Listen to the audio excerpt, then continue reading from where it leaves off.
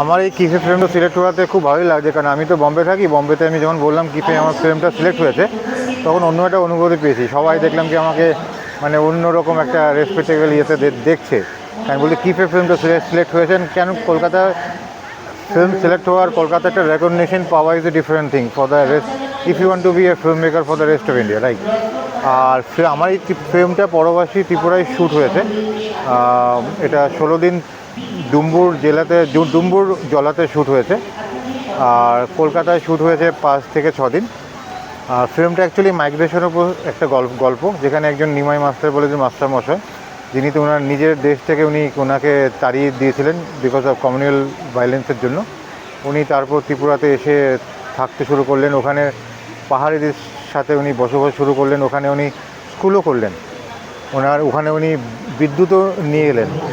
কিন্তু তারপরে যখন 71-এর পরে যখন ওই ইনসার্জেন্সি, 71-এ যখন ওই মানে মাইগ্রেশন শুরু হয়, যখন ওখান থেকে রিফিউজিরা আসতে শুরু করেন ইস্ট পাকিস্তান থেকে, যখন বাংলাদেশ ফর্ম হয়, তখন এখানকার আমাদের যে ত্রিপুরা যে উপজাতি যারা ছিলেন, তারা ওই ওখানকার ভাবলো কি জমি crisis, land crisis, culture crisis, economic crisis. তো এই ক্রাইসিসের কারণে ওরা ইনসার্জেন্সিতে ওরা ভরসা করতে শুরু করলো। তখনই এই নিমাই মাস্টারের যে পরিবারের ওনার ওয়াইফ, ওনার ছেলে মারা যান।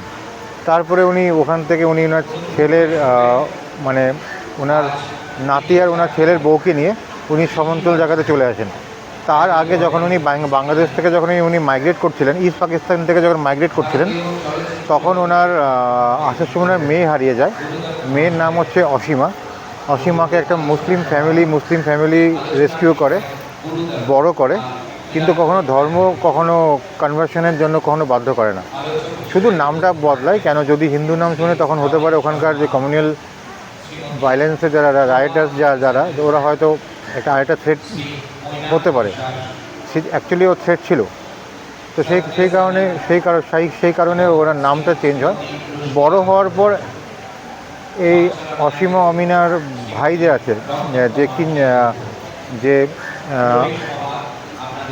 যে যে কিঞ্জল যে পার্টটা করলো, অতুলের সাথে দেখা হয়। কিন্তু তখন ও গ্রামের বাড়িতে ত্রিপুরাতে ওর বোনকে আর ওর বোনের বরকে নিয়ে আসে। আর তার আগে বলছি যে ওই বোনের বরের ওর বোনটির সাথে বিয়ে হয় ওই ফ্যামিলিরই, মুসলিম ফ্যামিলিরই একটি ছেলের সাথে।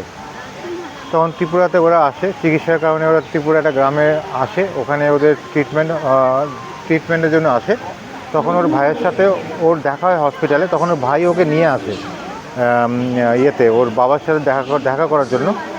তখন কি হয়, তখন ওর বাবা তখন ওকে মানে গ্রহণ করেন না। পরবর্তী সময়ে মাইন্ড চেঞ্জ হয়, তো গ্রহণ করার একটা ইচ্ছা ওনার জাগে, কিন্তু তখন উনি অলরেডি ত্রিপুরা থেকে নৌকো করে চলে গেছেন।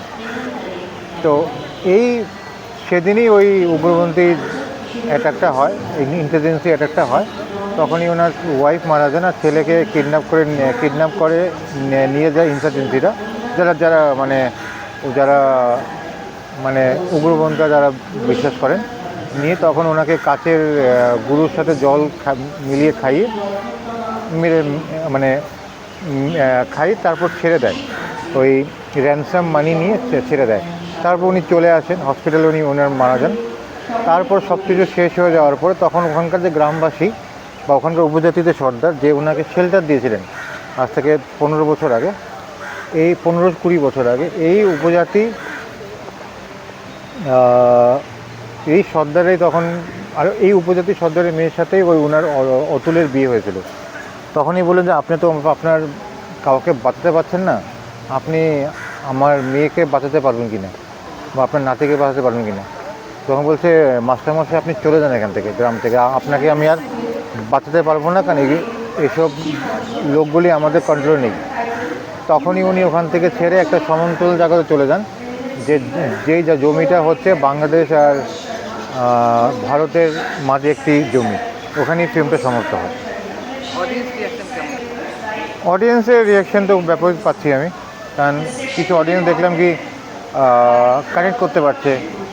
কারণ কালকে আপনি কি ছিলেন ওকে প্রেস মিটে? হ্যাঁ, তো প্রেস মিটেতে অনেক প্রশ্ন হয়েছে, বাইরেও দেখলাম অনেক প্রশ্ন হয়েছে। তো অডিয়েন্সের রিয়াকশনটা পাচ্ছি আমি, কারণ এটাতে আরও যদি এটাকে পাবলিসিটি করা হতো বা আরও লোক আসতো। আজকে যেমন আমাদের 30-40 জন লোক, 40-50 জন লোক ছিল ইয়েতে বিনোদিনতে, যেখানে আই থিঙ্ক 200 জনের থিয়েটার, 200 জনের ক্যাপাসিটি, আরও হলো 150 লোক এলে আরও বুঝতে পারতাম। কিছু ক্ষেত্রে ছোটো কিছু আমরা ফিডব্যাক পাচ্ছি, এগুলি হয়তো আমার কিছু মানে টেকনিক্যাল ইস্যুস হতে আছে কিছু এগুলি পরবর্তী ফিল্মে আমি দেখার চেষ্টা করব। এটাই করছি, শিগগিরই আমাদের একটা প্রজেক্ট শুরু হবে এই মানে 2026-এর শুরুতেই। আর ওটা সম্ভবত যেটা মানে আমি এখন আনঅফিশিয়ালি বলছি, যেটা সম্ভবত সেই বছরই ওটা রিলিজ হবে। মানে খুব বড় মাপের একটা হেভি একটা দিন নিয়েই কাজটা হবে। আমাদের এখানেই শ্যুটটা প্রবাবলি, এটা বাংলা, ওটা একটা মিউজিক্যাল থ্রিলার, আর ওটা বাংলাতেই হবে। এটা হিন্দি ফিল্ম ছিল, বাট এখন এটা বাংলাতেই, মানে প্রডিউসার বলছে বাংলায় করো, বাংলা হলে ভালো হবে।